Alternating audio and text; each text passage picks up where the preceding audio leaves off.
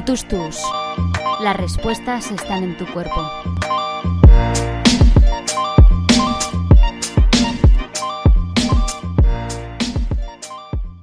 Bueno, buenas tardes a todos, bienvenidos. Vamos a empezar esta sesión, lo primero rezando al Espíritu Santo para que nos ilumine. En el nombre del Padre, y del Hijo y del Espíritu Santo. Amén.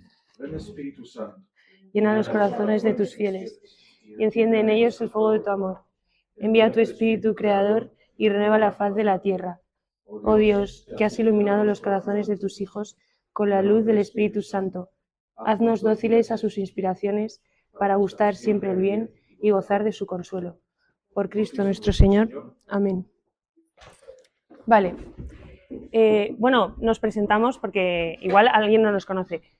Bueno, primero está el Pater, que es el Pater Bartek, que nos acompaña y la verdad es que es una gozada porque nos ayuda mucho con las cosas que no entendemos, con, no sé, a concretar algún punto que se nos queda un poco ahí.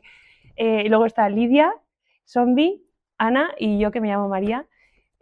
Nada, hoy tenemos Hombre Histórico, que es el segundo ciclo de la teología del cuerpo. Y la pregunta así como que le define es ¿dónde estoy? ¿No? Porque al final vimos en la charla anterior, estos son como todos los ciclos que vamos a ver, y en la anterior vimos Hombre Originario, vimos un poco pues de dónde venimos, ¿no? y a qué estamos llamados conforme a esa identidad primera, ¿no? Vimos que venimos del amor y que estamos llamados a vivir en comunión, llamados al amor, ¿no? Pero claro, la situación del hombre originario no es la situación que tenemos nosotros aquí en la Tierra, no es nuestra situación ahora, ¿no? Notamos como que algo ha cambiado, o sea, todos identificamos esas experiencias originarias de las que hablamos, pero somos conscientes de que no llegamos a vivirlas en plenitud, ¿no? Experimentamos en nuestro interior como una tensión entre ese deseo de lo bueno, lo bello y lo verdadero y esa incapacidad de alcanzarlo a veces, ¿no? Como decía San Pablo, pues en su carta, que decía, no hago el bien que deseo, sino el mal que no deseo, ¿no? Entonces, eso es una experiencia también muy humana, o sea, reconocemos lo bueno, pero a veces nos puede, pues, nos lleva a lo fácil, ¿no? Y eso nos habla de que algo ha pasado, ¿no? Esa situación originaria, que era perfecta comunión y armonía, se ha roto. Entonces, esto pasa pues porque el hombre cae por el pecado y por lo tanto está necesitado de la redención. Entonces, hombre histórico, que es el ciclo que vamos a ver hoy, se divide en dos bloques, o sea, en dos partes. Hombre caído, que es eso, cuando se rompe esa alianza con Dios, el pecado y todo, y hombre redimido, porque no es todo tan desastroso, no estamos perdidos, sino que viene Cristo a redimir al hombre, ¿no? Como siempre, San Juan Pablo II en la teología del cuerpo remite a las Escrituras. Lo vimos en el originario que decía, pues en Génesis se habla de esto, tal. Pues esta vez en este ciclo se dirige al Evangelio de Mateo y ahí vemos como Jesús lo que hace básicamente es apelar al corazón del hombre. Bueno, voy a leer el trocito para que veamos a lo que se refiere. Bueno, eso, son estos los puntos que vamos a hablar, ¿vale? Que se me ha olvidado. Y en el primer punto, Cristo apela al corazón del hombre. Y vamos a ver si al corazón, o sea, leyendo estas palabras, quiero que penséis si Cristo está acusando al corazón o llamándolo a la conversión o al bien. Entonces tenemos esta palabra. Habéis oído que se dijo, no cometerás adulterio, pero yo os digo, todo el que mira a una mujer deseándola, ya ha cometido adulterio con ella en su corazón. Entonces, vemos aquí, o sea, son palabras como súper directas y súper fuertes, en plan, yo os digo esto, o sea, es que es esto y punto. La palabra clave en hombre histórico es corazón. Esto es un trocito del Sermón de la Montaña y tiene un montón de oyentes ahí, o sea, está hablando a la humanidad entera. Y nos hace ver que el problema no está en el cuerpo ni en el deseo, sino que viene de dentro, ¿no? Que está en el corazón. Entonces la solución también está en el corazón. El corazón no es el órgano que riega todo el cuerpo, la sangre tal, no, o sea, aquí se refiere a lo más profundo del ser, allí donde un alma, donde un ser se decide o no por Dios. O sea, es donde se experimentan esas fuerzas del bien y del mal, donde se libra el combate interior y donde está la batalla interior, donde se decide, ¿no? de qué lado te pones. San Juan Pablo II cree que es muy necesario que se vaya más allá de una ética objetiva, que estudia las acciones desde fuera, en plan, esto está bien moralmente o no, sino que, o sea, aparte de eso, que la persona tenga como una ética interior, subjetiva, en la que pueda como entender desde dentro que aquello es bueno, porque eso es bueno intrínsecamente, porque va con su naturaleza, ¿no? Porque va a lo que está llamado.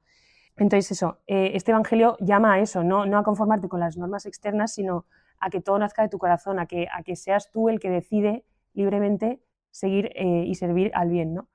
Entonces, a la pregunta de ¿al corazón se le acusa o se le llama al bien? Aquí Jesús está dirigiendo, como hemos dicho, al ser humano de todo tiempo y de todo lugar y apelando al corazón. Y esta exigencia que utiliza no debe asustarnos ni echarnos para atrás, sino nos tiene que ayudar a percibir que ha habido ahí una pérdida, algo que se ha perdido por el camino, ¿no? que Jesús ve en nosotros, pero que nosotros no somos capaces de percibir. Y tiene que hacer, más que asustarnos, nos tiene que hacer querer reconquistar esa armonía originaria, ¿no? Entonces, esa experiencia que tenemos, que hemos dicho, es como de división interior. Entonces, el origen de este malestar, conflicto, problema que tenemos en el hombre histórico es cuando el ser humano deja de reconocer al Señor como su creador y quiere ser Él el que dicte lo que es bueno y lo que es malo. Entonces, ahí esa es la fuente de esa caída, ¿no? Entonces, lo que está diciendo Cristo es que tenemos una mirada concupisciente, que luego nos hablarán sobre la concupiscencia, qué es esto, de dónde viene y tal. Entonces, cuando se refiere al adulterio cometido en el corazón, eso se refiere a una llamada a descubrir otra vez el valor y la dignidad del ser humano y a afirmarlos de nuevo, ¿no? No son palabras que condenen el cuerpo y la sexualidad ni el deseo, sino que tienen como esa esperanza a vencer la concupiscencia de la carne, ¿no? Y bueno, también, o sea, resalta que el adulterio del corazón no es solo esa norma exterior, o sea, no nos tenemos que quedar con, vale, pues si un hombre está casado y mira a una mujer que no es suya, así y tal, pero es que no es si es suya o no es suya, es el hecho, o sea, Jesús quiere que veamos que es el hecho de que el hombre ha perdido la capacidad de ver en la mujer lo que veía cuando estaban en el paraíso, o sea, cuando veía a Adán, a Eva, antes de la caída, veía a Dios, o sea, veía, y para nada la veía como un objeto, y al revés igual, o sea, era total comunión, confianza. Entonces, lo que quiere Jesús que veamos es que ahora ya no tiene esa capacidad plena, o sea, ahora el hombre y la mujer, si se dejan llevar, pues no, pueden no amarse bien, ¿no? Entonces, el pecado no destruye completamente la imagen de Dios en el hombre. Esto es importante porque a veces puedes decir, buah, pues qué mal, hombre caído, pues ya no somos otra cosa. No, sigue siendo el hombre originario, sigue siendo la misma persona, misma naturaleza, o sea, de ser humano. Lo que pasa que esa imagen ahora ya no la vemos tan clara. O sea, tú en el paraíso, el hombre originario sabía perfectamente que era hijo de Dios, sabía perfectamente que estaba creado para estar en comunión con Dios, pero con la caída ya no se ve tan claro, yo ya no sé si soy hijo, ya no sé, ¿no? Entonces, ante esta situación, conviven dos posibilidades en cada corazón humano, ¿no? Convive la posibilidad de vivir según la carne, que es consentir la concupiscencia, o sea, dejarte llevar por esa atracción que te tira hacia abajo, o la vida según el Espíritu, que es una posibilidad que se nos abre a adherirnos a la gracia originaria, ¿no? Que está restituida por la gracia de la redención. Entonces, al final, esto nos abre a la esperanza, porque pues en esta vida el hombre caído puede reencontrar y realizar el valor del cuerpo liberado mediante la redención, ¿no? Y vivir sus relaciones de una manera plena. Si el oyente del Sermón de la Montaña permite que las palabras que dice Jesús actúen en él, en su interior puede escuchar, y el oyente del Sermón de la Montaña somos todos nosotros, puede escuchar ese eco del principio, ¿no? de que a Cristo se refiere al principio siempre y le recuerda al hombre quién es. Eso, es súper importante que sobre todo que el corazón no se sienta acusado sino llamado. O sea, esa es la idea principal de este punto. Vale, y ahora pasamos al segundo punto, que habla sobre la vergüenza. La vergüenza aparece en el Génesis cuando Adán y Eva, pues eso, comen la manzana del fruto del árbol prohibido y tal, y entonces nos hace ver dos cosas, la duda del don y la insaciabilidad de la unión. Pero bueno, vamos a hablar al principio vamos a leer un poco en el momento en el que se dan cuenta de que están desnudos y sienten vergüenza, ¿no? Se les abrieron los ojos a los dos y descubrieron que estaban desnudos, y entrelazaron hojas de higuera y se las ciñeron. Cuando oyeron la voz del Señor Dios que se paseaba por el jardín a la hora de la brisa, Adán y su mujer se escondieron de la vista del Señor, entre los árboles del jardín. El Señor Dios llamó a Adán y le dijo, ¿dónde estás? Él contestó, oí tu ruido en el jardín, me dio miedo porque estaba desnudo y me escondí. Bueno, entonces aquí esta escena es como súper fuerte a mí, o sea, como cada palabra se puede analizar, pero sobre todo eso, o sea, de repente descubren que están desnudos, cuando en Hombre Originario vimos que estaban desnudos y no se preocupaban, o sea, no les impedía, no tenían vergüenza, ¿no? Iban, o sea, no sé, era como la plena conciencia de ser comunión, de ser hijos de Dios, de ser lo que son. Entonces, ahora de repente notan que algo ha cambiado, o sea, no ven claro quiénes son y por eso les cuesta vivir con esa mirada, ¿no? Entonces, tiene tres consecuencias la vergüenza originaria. por un lado, no sé quién soy, lo que hemos dicho, ya no lo veo claro, entonces tampoco sé a dónde voy. No dejas de ser imagen y semejanza de Dios, pero pierdes esa integración plena y esa armonía que tenía el hombre originario, ¿no? Te alejas un poco de tu origen, se debilita esa unidad interior, es como que te rompes en pedazos, ¿no? Sigues estando, o sea, tus pedazos están todos, pero ya no sabes muy bien cómo va, ¿no? Entonces, esa vergüenza indica y expresa que esa capacidad originaria de la desnudez, la capacidad de estar desnudo frente al otro, ha sido perturbada. La persona ya no se ve a sí misma a la luz de la visión que Dios tenía de ella, sino que, o sea, que ya no se ve como don creado para darse y para recibir, sino que tiene un poco de inseguridad, miedo, ¿no? Que este es el segundo punto. Me avergüenzo porque el otro es una amenaza. Claro, si yo no sé quién soy, ¿quién es el otro? O sea, cuidado, en plan, yo estoy inseguro porque no sé quién soy, no sé qué hago aquí, no sé dónde voy, y encima tengo un tú delante que también está inseguro, tal, entonces es como, veo al otro como un peligro, como una amenaza, entonces ya lo utilizo como objeto para dominar, porque ante el miedo lo que queremos es controlar, ¿no? Entonces, pues con esa inseguridad intento dominar y me defiendo, me sale solo defenderme, ¿no?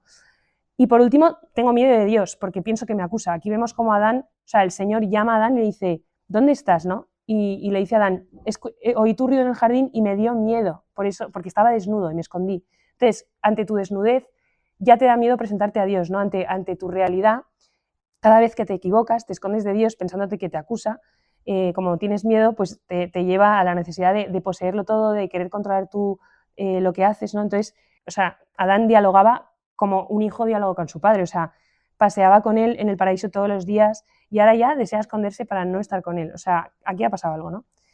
El hombre se da cuenta por primera vez de que su cuerpo ha dejado de obtener la fuerza del espíritu, la fuerza que le hacía, o sea, el estar en gracia y en comunión con Dios lo elevaba al nivel de estar o sea, de estar a imagen de Dios plena, ¿no?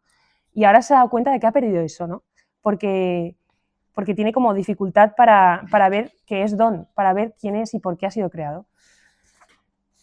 Entonces, sobre todo, afecta a la conciencia del don y al significado esponsal del cuerpo, a todas las experiencias originarias que vimos en la otra vez, ¿no? La soledad originaria, la unidad originaria, la inocencia, la desnudez, todo queda súper removido, no destruido, pero removido. Y la vergüenza no es, o sea, la causa de la vergüenza no es la desnudez, porque al origen estaban desnudos y no sentían vergüenza. La causa es la caída, o sea, el pecado, ¿no? Ese efecto del pecado. Es una herida que tenemos en la naturaleza humana del hombre caído. Esto comporta una nueva calidad en la experiencia del cuerpo, o sea, el cuerpo ya no, ahora no lo experimentamos como al inicio, sino que hay unas cosas que vivimos ahora que nos impiden vivir como en el origen, y es un cambio radical y dramático. Y luego, según San Juan Pablo II, existen 3 tipos de vergüenza, ¿vale? La vergüenza cósmica, la interior y la recíproca. Lo voy a pasar un poco rápido porque ya lo hemos dicho más o menos, pero bueno, la cósmica en relación con el mundo y con la creación. Al derrumbarse la aceptación original del cuerpo, todo el mundo visible es hostil para el hombre, o sea, también el hombre que ha sido creado para dominar la tierra se siente sometido por ella, ¿no? También en su cuerpo. Entonces es como una amenaza a todo lo de a su alrededor y desconfía de su creador también, o sea, que es quien le ha dado ese don, al final no es capaz de aceptarlo como don y de vivirlo como tenía que vivirlo, ¿no? Luego la vergüenza interior, que es que el cuerpo como que ya no está sometido al espíritu, o sea, como que la unidad del cuerpo y el espíritu se debilita, entonces hay tensión, o sea, hay tensión entre estas dos realidades, no hay una armonía plena, no hay como, sí, una integridad, ¿no? Hay como una especie de dualismo existencial, o sea, lo que decíamos, tu espíritu como que reconoce el bien y tal, pero dices el cuerpo, o sea, el cuerpo o algo en ti también como que te tira para abajo. Entonces hay una división en la que tienes tensión, tu cuerpo a veces te humilla y implica un combate interior que al final también produce inquietud y miedo porque no sabes cómo va a acabar, ¿no? Eres consciente de que tienes que dominarte y conquistarte a ti mismo, pero a la vez desconfías, entonces hay como una ruptura también interior. Y luego la recíproca, que es del varón respecto a la mujer y de la mujer respecto al varón. O sea, ya dejan de percibirse como don y sus cuerpos ya no lo ven como que revelan sus personas y su identidad, sino que el otro también eso es una amenaza para mí, ¿no? Y reduces al otro como un objeto para ti. Vale, y esto hace eso, la duda del don sobre todo, o sea, dudas del don, y hay una cosa que se llama insaciabilidad de la unión, que en verdad pues ya lo dice el nombre, o sea, es que ya no satisface los anhelos del corazón la comunión de las personas, del varón y la mujer, porque como se ha roto la filiación, ya no reconoces que tu naturaleza, es que es todo lo mismo en realidad, es que me estoy dando cuenta que digo todo el rato lo mismo, pero es que es eso, o sea, eso, como que ya no tienes la posibilidad de vivir en comunión plena y eso te da como inseguridad, o sea, ya el corazón ya no tiene esa sencillez y esa pureza y la unión de los cuerpos de varón y mujer ya no sacia, porque no conduce necesariamente a la comunión de personas, sino que se puede dar la unión de los cuerpos sin la unidad de las personas. Entonces, esto lo sabemos dentro y lo vivimos como una amenaza. Entonces ya, por eso también vivimos con vergüenza y con inseguridad, con miedo. Y bueno, ya último punto que quiero decir es que la vergüenza tiene un significado negativo en cuanto a que viene de esa caída y que hay una amenaza, ¿no?, a quienes somos, a que somos don, pero también tiene un significado positivo en cuanto a que ahora, en nuestra situación de hombre caído, nos sirve a través del pudor, nos lleva al pudor, que es algo que nos lleva, es algo bueno porque nos lleva a proteger el significado esponsal de nuestro cuerpo.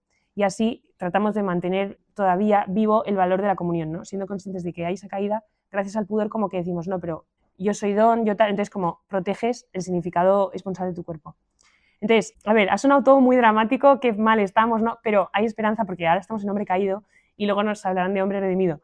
No hay que desconfiar del corazón, o sea, hay que saber lo que hay y no solamente mantenerlo bajo control y estar todo el rato en tensión, sino también conocer que esa batalla interior y esa lucha no depende solo de nuestras fuerzas, o sea, que Dios nos viene a redimir y que quiere ayudar, o sea, Él quiere salvarnos y solo nos podemos salvar por Él, en realidad, o sea, no, por mucho que tú lo intentes, por mucho que tú intentes vencer, siempre vas a caer, ¿no? Pero siempre va a estar Dios ahí como para sostenerte. El amor vence la vergüenza, vence la caída, todo. Entonces, le voy a pasar el relevo a Ana y nos va a hablar de la concupiscencia, ¿vale? Bueno, pues yo os voy a hablar ahora de la concupiscencia, que si la parte de María os ha parecido como muy dramática, esto, cuidado. Entonces, primero vamos a definir qué es exactamente la concupiscencia, porque igual es como un poco complejo de entender. Entonces, dicho así como técnicamente, la concupiscencia es un deseo desordenado que impide la verdadera comunión con los demás a través del cuerpo. Entonces, muy bien, ¿qué supone esto? Supone la pérdida de significado esponsal del cuerpo, es decir, ya dejas de ver al otro como don en sí mismo y lo ves como objeto. Es como esa mirada que tenía el hombre original se ha distorsionado y en vez de verle al otro tal y como es perfectamente como don, ahora le ves en la medida en el que yo puedo usarle como objeto. Este es un señor problema porque, o sea, ya no puedes ver bien a la otra persona y no le puedes tratar como realmente se merece, como realmente deberías poder corresponderle. Entonces, ¿de dónde viene la concupiscencia? Nace al romperse de la alianza del hombre con Dios, es decir, a raíz del pecado original, a raíz del pecado de la soberbia, esta es una de sus consecuencias más directas que tiene en el cuerpo. Entonces, claro, en el cuerpo y en el espíritu también, porque también la priva de su santidad y justicia originales y la deja inclinada al pecado. Pero también es lo que ha dicho también en cierta manera María, o sea, nos condiciona, pero no nos determina. Es decir, nos inclina al pecado, lo cual no significa que sea como, bueno, pues ya está, pues voy a pecar sí o sí. Es como no, o sea, ahora tienes una lucha en tu interior. Ahora bien, esa lucha no es en sí misma mala, de hecho está muy bien porque dice, es que no es que yo vaya a pecar, sino que Dios me da las fuerzas para yo poder ir contra este pecado y poder sobreponerme a él. Entonces, o sea, es como que se puede ver de una manera como muy mala, muy dramática, pero luego también, en cierta medida, si le das la vuelta, es muy esperanzadora. Se puede muy bien ver como los paralelismos que hay entre el fragmento de a la mujer le dijo en el Génesis. A la mujer le dijo, mucho te haré sufrir en tu preñez, parirás hijos con dolor, tendrás ansia de tu marido y él te dominará. Entonces, cuando se dice te dominará, claro, aquí estamos hablando otra vez de la concupiscencia, ¿no? De cómo se usa a la otra persona como objeto de placer. Ahora bien, no hay que entender que va a ser únicamente el hombre el que va a usar a la mujer. Esto se puede dar de las dos maneras, tanto del hombre a la mujer como de la mujer al hombre. Entonces, claro, o sea, se desvirtúa aquello que se dice también para el hombre originario, que es, esta sí que es hueso de mis huesos y carne de mi carne. Su nombre será mujer, porque ha salido del varón. Por eso abandonará el varón a su padre y a su madre, se unirá a la mujer y serán los dos una sola carne.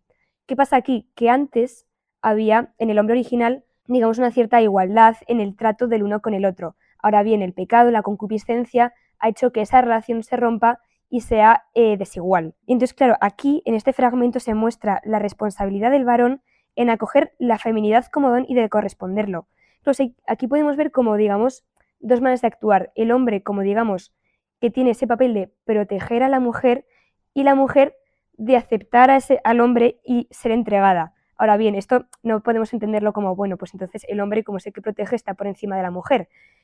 No, o sea, son digamos como dos cosas diferentes, pero no por ello ninguna es mejor que la otra, o sea, son perfectamente bellas en su esencia. En esta dinámica interior se manifiesta cuando el acto, eso es puramente interior. Entonces, tiene como mucho que ver con aquello que dice Jesús en el Sermón del Monte, de todo el que mira a una mujer deseándola, ya ha cometido adulterio con ella en su corazón. Entonces, claro, la mirada revela lo que hay en el corazón. Entonces, claro, o sea, aquí podemos decir, bueno, pero el hombre todavía no ha pecado, entonces técnicamente no es pecado.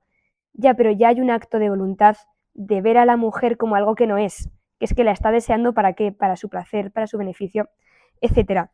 Entonces, claro, o sea, es un pecado que no se da en el cuerpo, pero sí se da en el alma. Y luego también, importante matiz, es que no dice el que mira a la mujer del otro, sino que dice el que mira a la mujer. Es decir, no podemos pensar que por hecho de que, yo qué sé, pues un hombre que está casado, pues a su mujer ya la va a tratar perfectamente y va a cometer adulterio con otra mujer. No, no, es que esto es algo que también se trabaja dentro del matrimonio y y de hecho, podríamos decir que el matrimonio es como, digamos, el inicio de ese camino para cuidar perfectamente a la otra persona, porque también se puede dar la concupiscencia dentro del matrimonio y es cuando todavía hay que tener más cuidado. La segunda parte es el corazón bajo sospecha. En la teología de San Juan Pablo II nos presenta a tres personajes que digamos como que en su época, pues, o sea, podríamos decir que fueron como los que más problemas le pudieron dar porque acusan al corazón del hombre. De esa manera, pues, claro, estos hombres al final no eran hombres de Dios, entonces digamos como que acusan al corazón del hombre cada uno a su manera. Entonces, el primero, Nietzsche, se relaciona con la soberbia de vida. Yo creo que todos conocemos más o menos pues sus teorías del superhombre, básicamente es pura soberbia. En segundo lugar, a Marx se vincula con la concupiscencia de los ojos, que básicamente se traduce a lo materialista. Y finalmente, Freud se asocia con la concupiscencia de la carne. Creo que este también le conocéis y tiene teorías psicológicas bastante extrañas.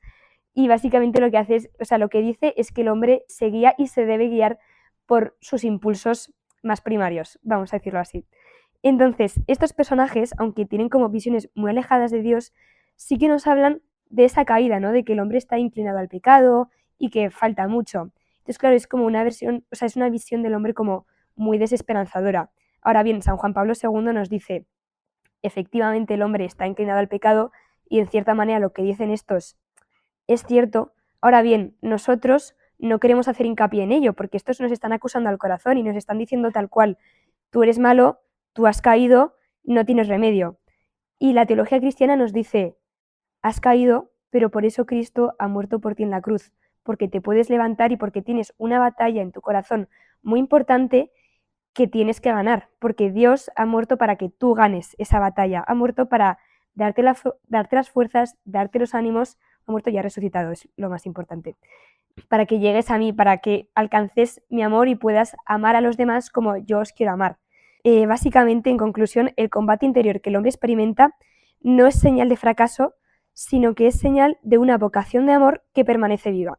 Entonces, la gracia que Dios nos da a través de los sacramentos no elimina la lucha, porque al final vamos a estar en continua lucha toda nuestra vida, pero sí que hace posible que el corazón sea purificado y que el cuerpo recupere ese significado esponsal como lugar de don y comunión.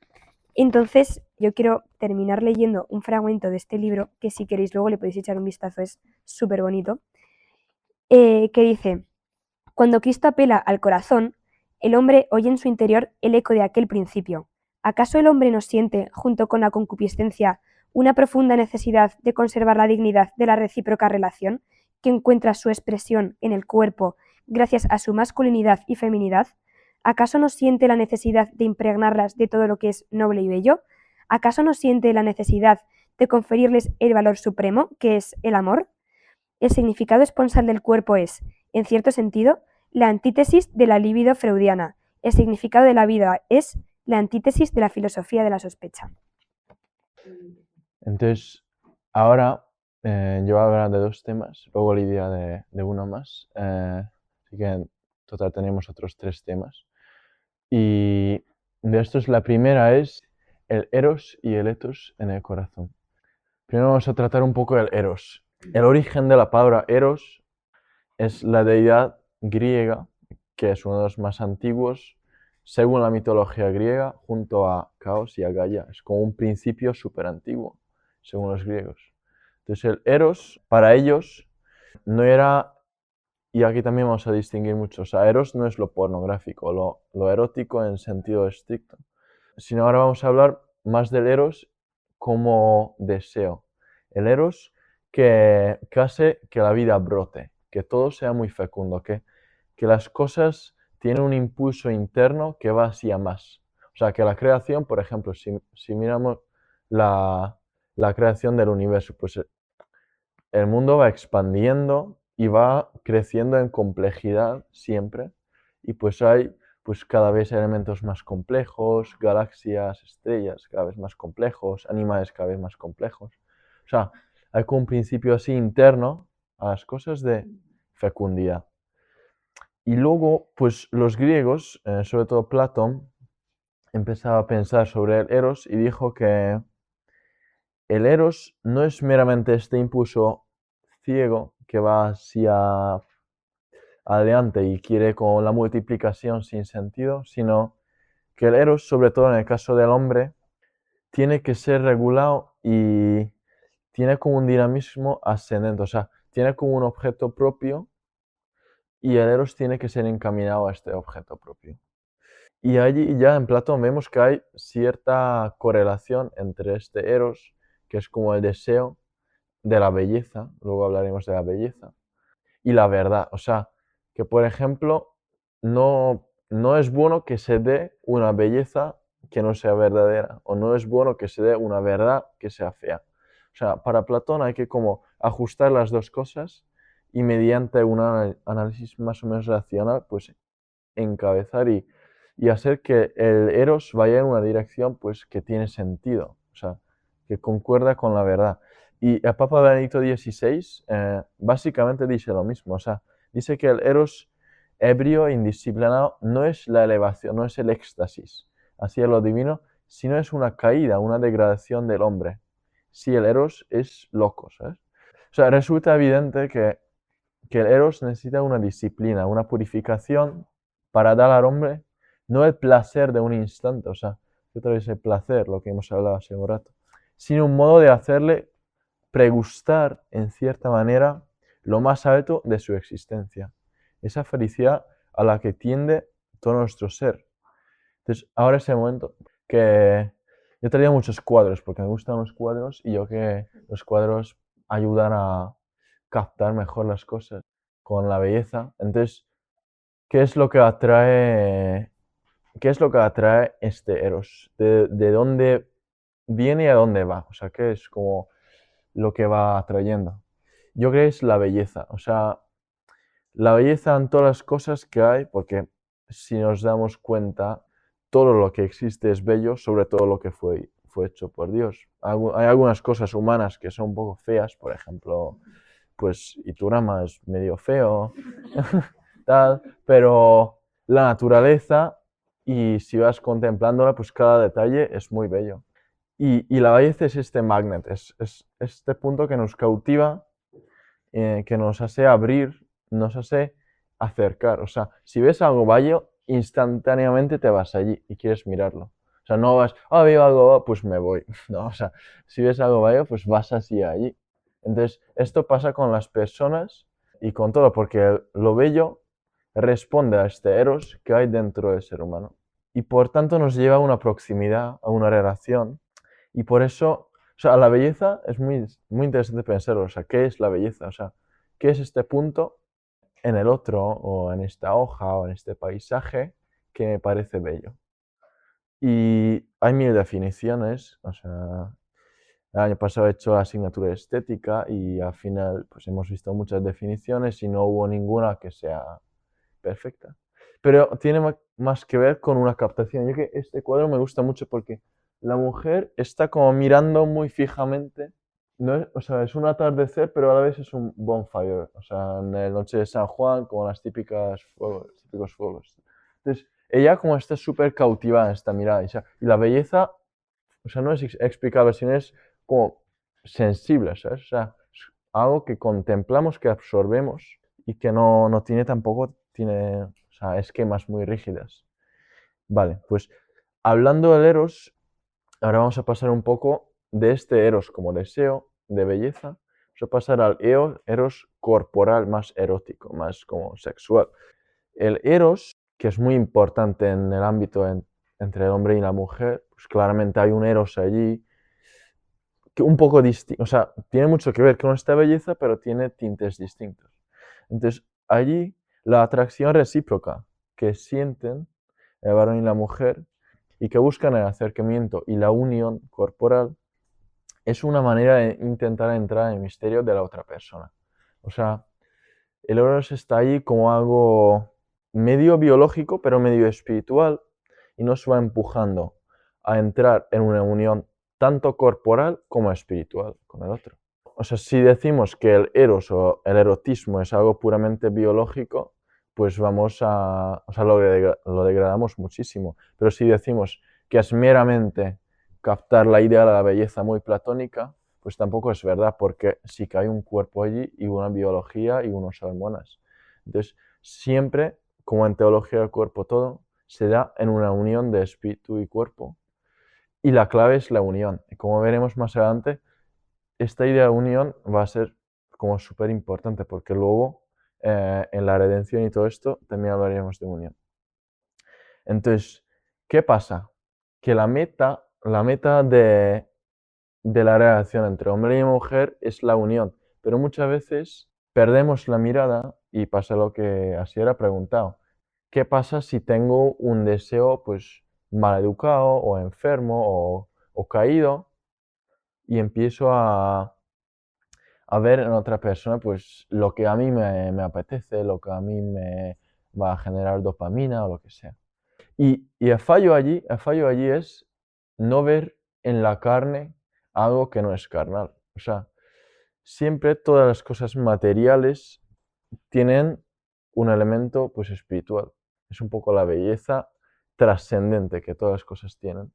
Y las personas igual, o sea, tienen este elemento material que por sí es un símbolo de algo más allá, algo más espiritual. Entonces, si nos perdemos esta visión simbólica de la realidad, o sea, no vemos que las cosas son símbolos, sino las tomamos como objetos propios, como si irías por la carretera y pensarías que los señales de tráfico sirven para decorar. Pues no sirven para decorar, sirven para señalar algo que está allí, que es pues una colina o lo que sea. Pues todo lo que hay es un señal. Todo lo que hay es un señal hacia Dios mediante la belleza. Y la belleza es como este trigger que nos va cautivando y nos va conduciendo a esta manera de ir advirtiendo que esta cosa es bello no solamente porque en sí mismo tiene valor, que también, pero porque nos conduce a algo más allá. Entonces, es muy importante irnos dando cuenta de algo más allá.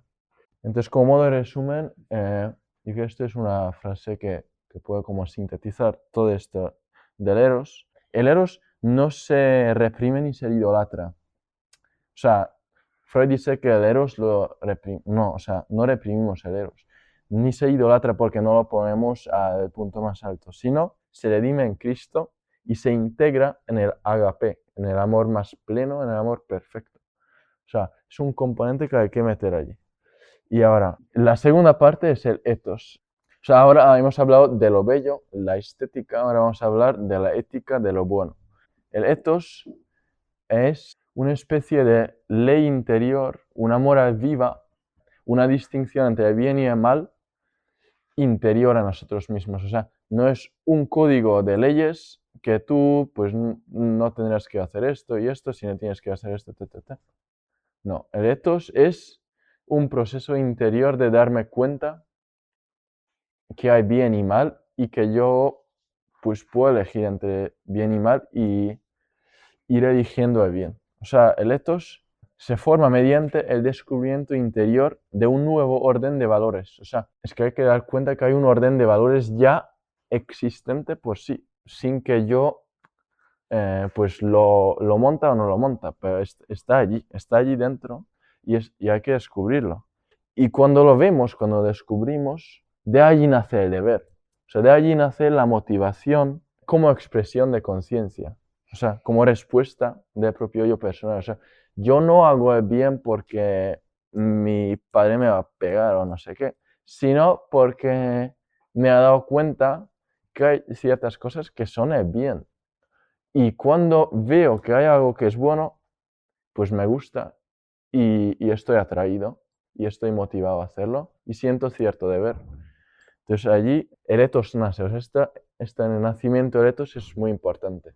Y ahora para fusionar los dos, lo realmente guay es cuando el eros y el ethos están juntos. O sea, cuando lo bello y lo bueno se da en un pack que es verdadero. Y este cuadro lo ilustra muy bien. Que aquí como que hay una chica que está mirando a su futuro novio tal, ahí en el caballo. Y su madre está como súper preocupada tal. Entonces, veis el Eros que está como deseando al tío y la mujer que está como preocupada porque, ay, ¿qué pasaría? Entonces, no, o sea, hay que unificar y que los dos, pues, que mi estética, que mi atracción a la belleza no contradiga a mi moral. Porque muchas veces, pues, quiero ir a Canalla para pasarlo bien. Luego hay días y Ana, es que no se puede hacer esto porque... El típico ejemplo cuando se desajusta, ¿no? O sea, es un proceso interior. Lo que viene ahora va a ser muy guay, porque es el misterio de la redención.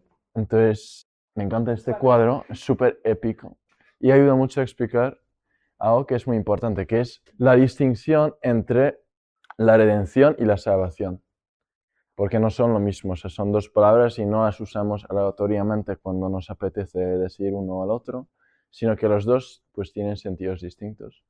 Primero vamos a hablar de la salvación, que es intrínseco a la creación, o sea, la salvación hubiera pasado sin el pecado original también, pero la redención no. Entonces, ¿qué es la salvación? La salvación es que la creación está en tiempo y está desarrollándose en tiempo, como he dicho antes, y está pues ganando en complejidad cada vez más bello, tal. Pero fruto de esta lógica interna de la creación es que pasan cosas como el vulcano que destruyó Pompey y Herculaneum. O sea, es un mal natural, la teología lo llama mal natural, que es como fruto del funcionamiento propio del universo y que a veces pues hay desastres, los animales se mueren, se comen entre sí, las estrellas se explotan cuando se hacen muy grandes, o sea, hay agujeros negros, todo esto. Esto es fruto de que el universo es temporal y las cosas van cambiando, no sé qué, pero la salvación dice que en un momento esto acabará y llegará a plenitud y ya no habrá más destrucción. Y el típico pasaje de Isaías que la oveja se acostará con el león y estas cosas. O sea, esto se refiere a que la naturaleza también está llamado a una planificación total, donde ya todo estaría perfectísimo y ya no se explotará el Vesubio y estas cosas. Pero la salvación se hace en el mismo acto que la redención, que es lo de Cristo.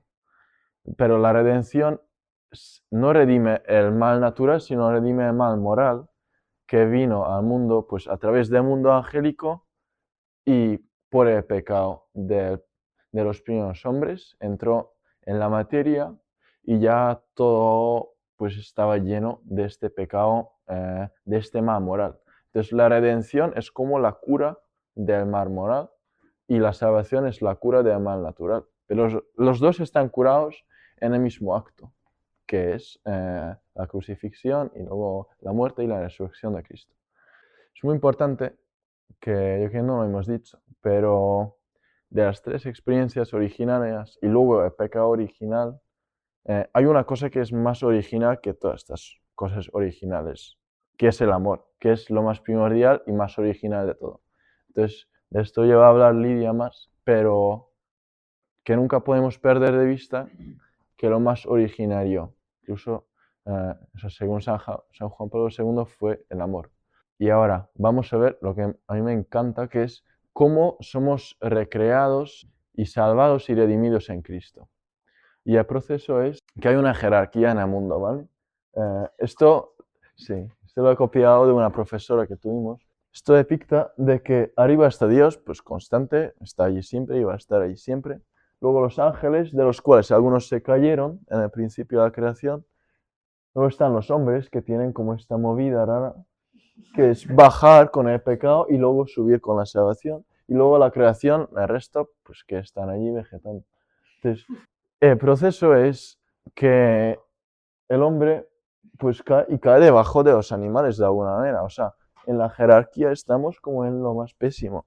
Y luego subimos, mira hasta cuándo subimos, o sea, casi hasta donde Dios. O sea, hay un así que nos distingue, porque hay una distinción que nunca se va a borrar y no se tiene que borrar. Pero todo nuestro ser se va a hacer a lo más parecido a Dios posible en un proceso continuo de santificación en esta vida, y luego, cuando la resurrección de los cuerpos y todo esto, llegará a una plenitud, pues después del Apocalipsis.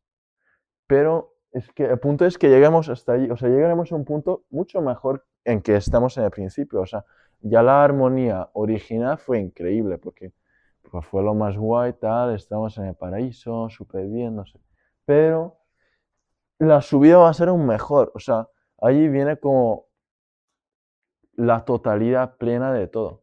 Y por eso dice la liturgia que bendita culpa, feliz culpa, porque nos ganaste un redentor tan grande. Porque a través de la culpa, de alguna manera, a través del mal, Dios saca un bien aún más mayor, y habiendo pecado llegaremos a un punto aún más alto que no habiendo pecado. O sea, es como una sobreabundancia. Es típica frase de San Pablo, súper importante aquí, donde abundó el pecado, sobreabundó la gracia. O sea, Dios siempre cuando hay un mal lo llena con mucha gracia y saca algo 1000 veces mejor. Y esto no solo en la teoría, sino en la praxis. O sea, podemos ir experimentándolo. Y luego, ¿qué es la verdad según lo cual hemos sido creados? O sea, ¿por qué somos quienes somos y cuál es el ejemplar, digamos, según lo que hemos sido creados? Pues la respuesta es que Dios crea con su palabra, ¿verdad? O sea, en el Génesis, como dice cosas y estos van apareciendo. Entonces, también podríamos decir, cabe decir que cada cosa que existe tiene como una palabra que lo origina. O sea, un árbol, pues el árbol hernizo, pues tiene una palabra concreta de Dios que es parte de la gran palabra de Dios, que es Cristo, y que es el principio creador de este árbol o de esta roca. O sea, todas las cosas, o la estrella, todas las cosas fueron creadas así, y por tanto esta palabra creadora de las cosas es su verdad íntima y es su fin. O sea, es como a lo que está orientado. Entonces, el ser humano también está creada con una palabra de Dios. Pero nosotros tenemos como el ejemplar más perfecto. Y lo podemos ver en Cristo Jesús ya hecha carne, porque es como la materialización de la palabra con la que hemos sido creados todos. Es como el ejemplar número 1, que es como nuestro, o sea, es como a lo que estamos llamados, porque es nuestro fin, pero es nuestra verdad más íntima también. O sea, por eso dice San Juan Pablo II que si quieres advertir la verdad más grande sobre el hombre, tienes que mirar a Cristo. Y a partir de ahora voy a hablar mucho de Cristo, porque nuestra verdad, lo que somos, nuestra identidad y nuestro fin solamente es visible en Cristo y a través de Cristo. Entonces, la clave es eso, que hay una palabra detrás de cada cosa, pero detrás de nosotros no es una palabra cualquiera, sino que Dios decidió personificarse o sea, llegar a ser persona humana en este sentido, no en el sentido de, no vamos a meternos en rollos intertrinitarios de teología, porque ya era persona, hijo de Dios, pero bueno, que llegó a encarnarse, y por eso la palabra no solo podemos como advertirlo y tal, sino podemos mirarlo en la hora santa y estas cosas, y podemos comerlo, porque así entramos en unión, otra vez la unión. Y la unión no es plenamente que yo me como o sea, como hubo a Cristo y Él está en mí, sino es más bien que yo entro dentro de su cuerpo místico, que eso es un cuerpo, o sea, es algo real que todos los que comulgamos entramos en un cuerpo, solo un cuerpo, y que allí vamos a llegar a unión cada vez más grande. Y esta unión pues va a llegar a una plenitud increíble, donde ya todos estaremos en nuestro sitio dentro de este cuerpo, resucitado a Cristo, donde Él será la cabeza y nosotros pues el resto del cuerpo. Vale, pues yo voy a explicar el último punto, voy a intentar no alargarme mucho, pero vale, es el amor derramado en el corazón. Entonces gira un poco en torno a la afirmación de San Pablo que dice: el amor de Dios ha sido derramado en nuestros corazones por el Espíritu Santo que se nos ha dado. Entonces yo creo que es súper importante pensar que, aunque nosotros a veces pensamos en el amor de Dios como algo, o sea, como real pero distante, ¿no? Como pertenece a lo divino y nosotros a lo terrenal, San Pablo lo que nos dice con esta afirmación es que ese amor ya está dentro de nosotros porque ha sido derramado en nuestros corazones. Y realmente cuando entendemos esto, pasamos de intentar merecer el amor de Dios y pensar en la fe como un conjunto de normas o de costumbres que tengo que cumplir para llegar a ser amada por Dios, y se convierte más en una historia personal porque reconoces que Él te ha amado primero y que ya está aquí, que está en lo más íntimo de cada uno. Y entonces esto cambia totalmente la manera de ver la vida, porque empiezas a ver todo y a todo el mundo como un lugar donde ese amor que ya está dentro de cada uno viva y actúe. Y San Pablo no deja como el amor en abstracto, sino que le pone un nombre y una presencia cuando dice: ¿no sabéis que sois templo de Dios y que el Espíritu de Dios habita en vosotros?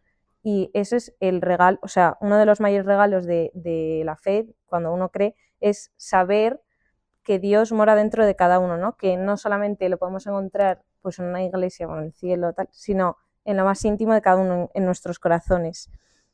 Pero es verdad que, como ya hemos hablado antes, aunque vivamos habitados por Dios, no todo es fácil porque existe esa lucha interior y es el espíritu que vive en nosotros el que le da un sentido a esa lucha. Y es ahí cuando San Pablo distingue entre vivir según la carne y según el espíritu. Y con esto no se refiere al cuerpo, sino a cómo orientamos nuestra existencia y nuestra vida entera, ¿no? O sea, si vivimos según la carne, se refiere a que nuestra vida gira en torno a nosotros mismos, en torno a nuestros placeres inmediatos, la apariencia, y si intentamos aprender a vivir según el espíritu, aprendemos a vivir orientados al amor. Y San Juan Pablo II explicaba que este combate interior no es algo negativo, o sea, de hecho es positivo ser consciente de que existe ese combate porque es el espacio donde Dios nos educa en la libertad, ¿no? O sea, el espíritu si le dejamos, nos enseña a elegir entre qué cosas nos cierran el corazón y qué cosas las abre al amor. Decía San Juan de la Cruz que el Espíritu Santo es el maestro interior que nos conduce a la verdad completa. Por lo tanto, vivir en el Espíritu es permitir que esa voz interior nos guíe a mirar con los ojos de Cristo, que realmente es lo más importante, mirar a todos con los ojos de Cristo y también dejar que el resto puedan ver a Dios en nosotros, pero bueno, que eso viene luego un poco después. Y este combate interior toca algo muy profundo que es nuestro corazón, que es el lugar desde donde miramos y desde donde amamos. Por eso Jesús dice: bienaventurados los limpios de corazón, porque ellos verán a Dios. Y esta es como una bienaventuranza un poco misteriosa porque, o sea, toca preguntarse qué es ver a Dios. No se refiere a ver a Dios de literalmente ver a Dios, o sea, en el cielo, no, sino en medio del mundo, pues en los demás, en nuestras propias circunstancias.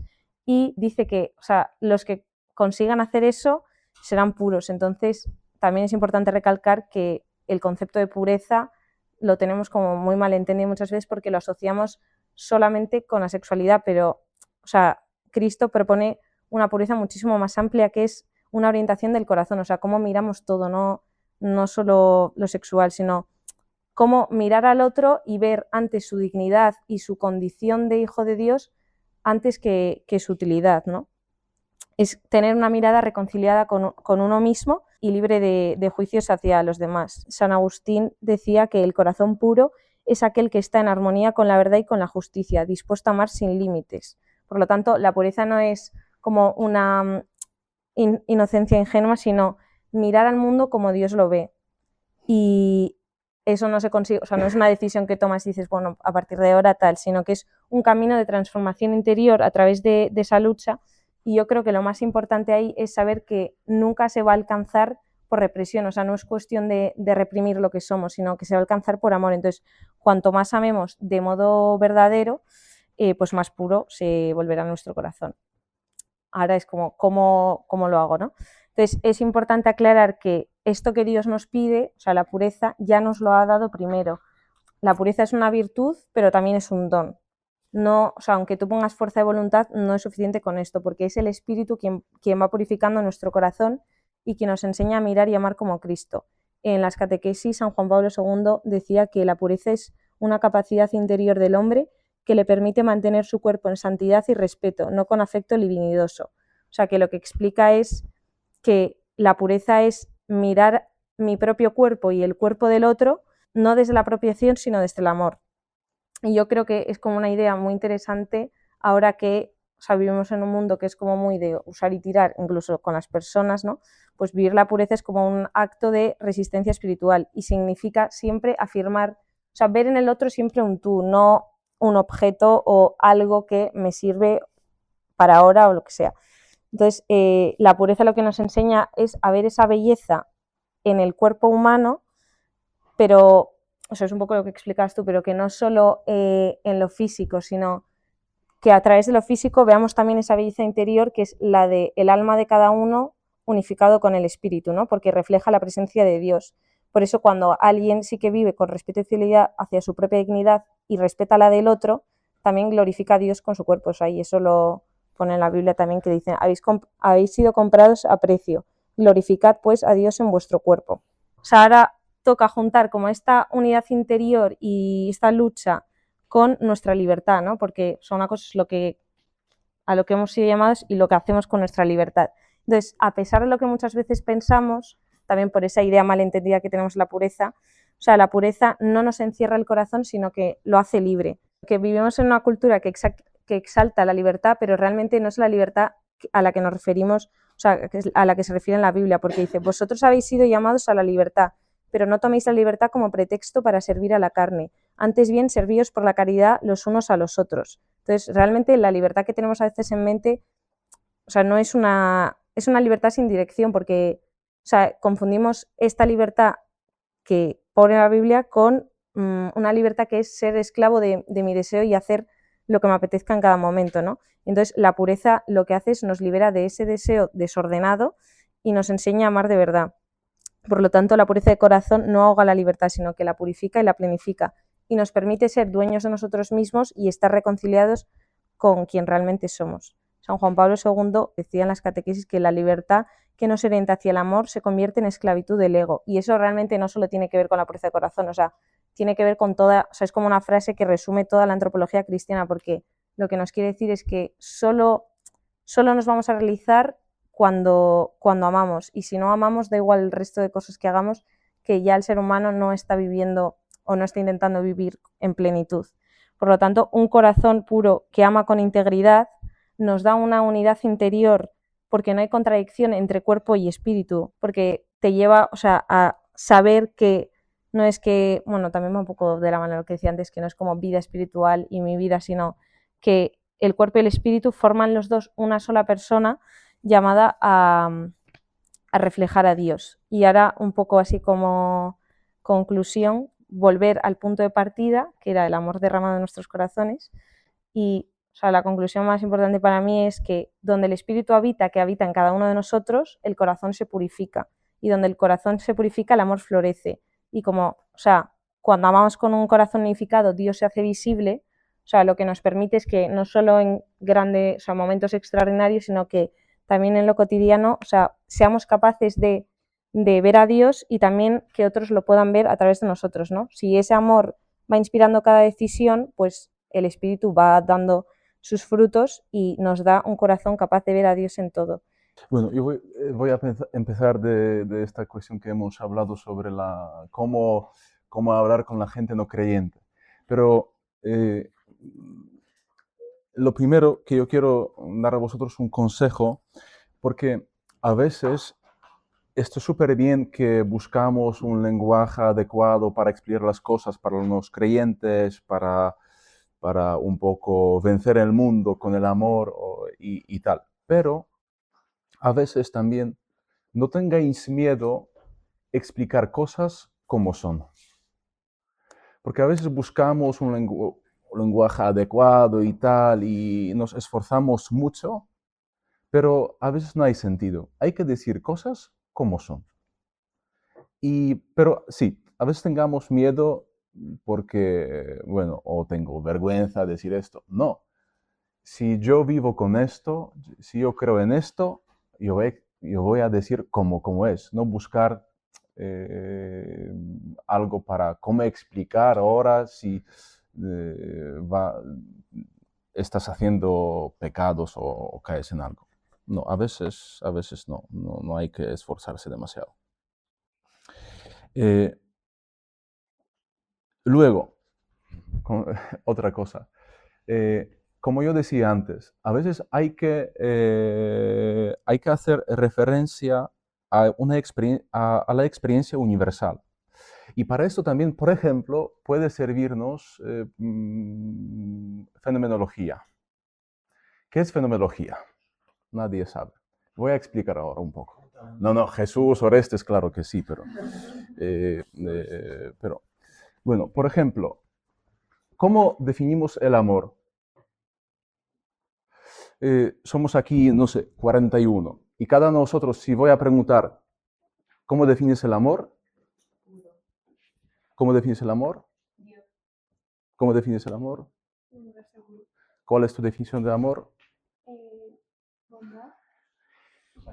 Y todo el mundo tiene su definición del amor. Pero, ¿dónde está Sonso y su novio? Aquí. Si miramos a Sonso y su novio, ¿cómo te llamas? Andrés. Si miramos a Andrés y Sonso, y para esto sirve fenomenología. Si queremos poner ellos, Andrés y Sonso, en un esquema de amor, no caben. Pero si miramos a ellos y observamos y decimos, oye, Mere, ¿cómo mira Andrés a Sonso? Esto es amor, ¿no? ¿Cómo cuida bien Sonso a Andrés, no? Es el amor, ¿no? Amor entre ellos. Es lo mismo con el pecado. Es una experiencia universal. A veces no sabemos cómo explicar que alguien hace mal. Y si no es creyente, ¿cómo explicarlo? Pero tenemos esta experiencia universal.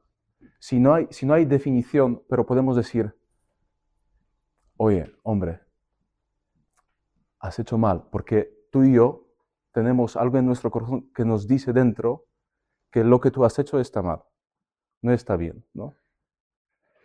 No vamos a definir que, bueno, es el pecado, ha hecho contra sexto mandamiento, quinto mandamiento, o no. Pero de la experiencia universal, miramos a una cosa y para esto sirve fenomenología. Porque, ¿qué es fenomenología? Definir cosas como son en sí, ¿no? Entonces, si estoy mirando a Andrés y Sonso, yo veo el amor. No puedo definir este amor, no tengo palabras para definirlo. Pero cuando estoy consciente, estoy seguro, si miro a Sonso y a Andrés, yo veo el amor, ¿no? Y para mí es amor entre ellos, ¿no? Es lo mismo con el pecado. Es la primera cosa. Bueno, y más. ¿Cómo podemos hablar más? Yo he hecho unos apuntes. Que el ser humano quiere amar, pero muchas veces no sabe cómo. Y quiere el bien, pero hace lo contrario. Siente que no es coherente consigo mismo. Y mira que esto no es religión, que es una experiencia humana, ¿no? Si no queremos decir pecado original. ¿Y cómo explicar, por ejemplo, el pecado original? Podemos decir fractura interior, otras palabras. Pero podemos decir conflicto interior, incoherencia, división entre lo que deseo y lo que hago, ¿no? También es una experiencia universal para todos nosotros. Un tío no creyente quiere uno y hace otro. Bueno, y hay que decir, oye chico, esto significa que hay algo mal dentro de ti, algo pasa malo en ti. Pero no hablamos del punto de vista de la religión o de la fe, ¿no? Luego también, bueno, la vergüenza, que como también hemos dicho ya que es una señal de protección que aparece cuando puedo ser usado, puedo usar al otro, o mi cuerpo deja de ser un espacio seguro de relación. Y también es algo común para todos nosotros, ¿no? Y también explicamos esto desde el punto de vista de la religión. Concupiscencia, ¿cómo explicarlo, por ejemplo? Cuando el otro se convierte en objeto. Es experiencia universal. Reducir al otro a una función. Mirar al cuerpo como un instrumento. Convertir la relación en consumo. Y esto no es sexualidad, pero es sexualidad herida, ¿no? ¿Y por qué esto duele? Porque cada uno de nosotros, creyente o no creyente, queremos ser amados, no utilizados. Queremos ser vistos como personas, no como cosas. Queremos comunión, no intercambio. Y por eso la concupiscencia duele, porque va contra nuestra propia estructura humana. Y esta estructura humana depende de la religión. Entonces es humanitas, lo primero que hemos recibido, ¿no? Porque cada uno de nosotros experimenta esto. No hay ni una persona en el mundo que no experimente esto. Y luego, ahora como un psicólogo del siglo XXI, sanación interior, integración personal, madurez, libertad interior. Y también esto es súper importante. Yo digo en serio. Pero todo el mundo hoy lo dice, ¿no? Escuchamos en cada podcast, en Spotify, en cada momento lo escuchamos, ¿no? O la gente dice, yo necesito libertad interior, o no me siento libre, ¿no? Y bueno, y para nosotros, ¿qué esto significa? Para nosotros creyentes significa volver a Cristo. Pero podemos hablar en este modo. Y luego, al final, hay que decir, y si quieres, ahora te enseñaré algo más, que hay esperanza para ti, que esto todo puedes mejorar, superar. Voy a enseñarte a Cristo, si quieres, ¿no? Y yo creo que, bueno, podríamos aquí buscar otros conceptos para cómo explicar o cómo hablar, pero yo creo que lo que yo he dicho ahora es más o menos, no sé si he respondido a tu pregunta, pero porque esta cuestión es súper importante porque luego también vosotros también tenéis más oportunidades de hablar con la gente no creyente. En verdad yo no tengo. Bueno, a veces en la calle, en el tren, en el avión, pero normalmente yo siempre estoy con la gente creyente, ¿no? Y aquí también estamos para aumentar nuestra fe, aumentar nuestro ánimo, nuestra valentía para hablar con la gente. Pero lo que también es importante y tiene mucho valor es ejemplo de vida, ¿no? Testimonio de propia vida. Si uno te ve cómo tú vives, luego puedes explicar por qué vives así, en esta manera. Si quieres, puedo enseñarte. Bueno, es más o menos. ¿Todavía queréis escuchar algo más o no? Yo tengo unos. ¿Estáis cansados? ¿Qué tal, Andrés? ¿Cómo estás? Ya, vale. Entonces, en pocas palabras, para un poco resumir lo que hemos escuchado, ¿cuál es la esencia del pecado? Del pecado original. Poner en duda el don y el amor de Dios. Mira, porque a veces pensamos que el pecado original consiste ante todo en la desobediencia, pero no, es algo más profundo, la duda sobre el don y el amor de Dios. Y ¿qué pasa luego? La distorsión de la imagen de Dios, ¿no? Dios deja de ser padre y donador, pasa a ser visto como rival, nace la desconfianza, y aquí se rompe la comunión antes incluso del acto exterior.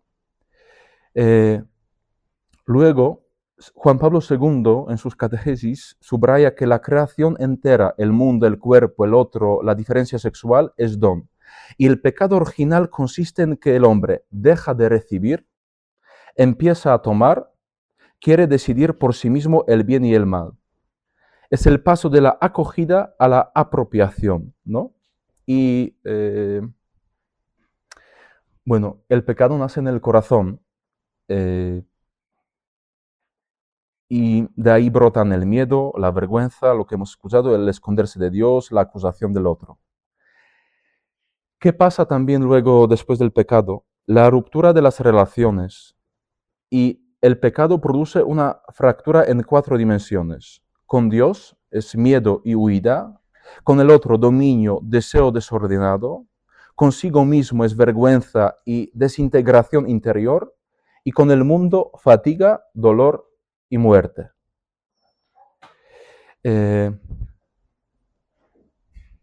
pecado, y esto también hay que recordar, que el pecado original no es un hecho histórico, sino es un estado de naturaleza herida, una debilidad transmitida y una dificultad interior para amar y confiar.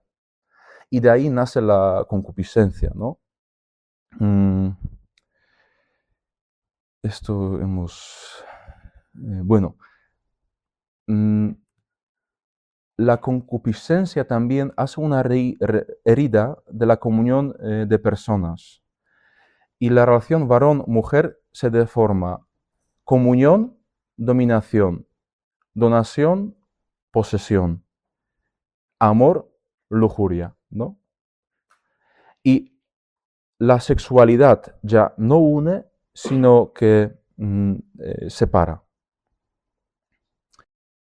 Nada, punto. No, y yo quería decir que hay esperanza, ¿no?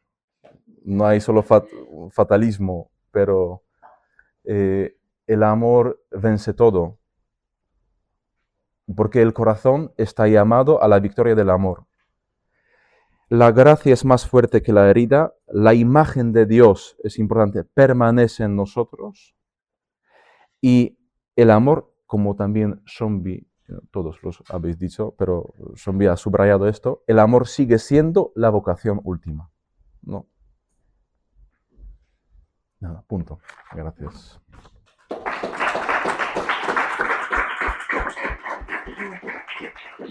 Que nada, queríamos dar muchísimas gracias a todos por venir, que esto, o sea, lo guay es poder compartir esto con más gente, que al final es cuando de verdad, es lo que decía Somi, ¿no? Cuando pasan, o no sé si lo has dicho tú, da igual, lo que hemos dicho un poco en general, cuando es lo que pasa en el corazón, lo que importa, lo que cada uno y la relación que tiene cada uno con Dios, ¿no? Y en esa búsqueda. Y nada, gracias a todos por venir, os esperamos en la próxima, que creo que es el 20 de febrero, y ya mandaremos toda la info por el grupo, todo. Y también, sobre todo, gracias al Pater, que siempre está aquí sosteniéndonos y guiándonos. Gracias a vosotros. Y bueno, esto es ¿Quién una yo soy? familia, Pater.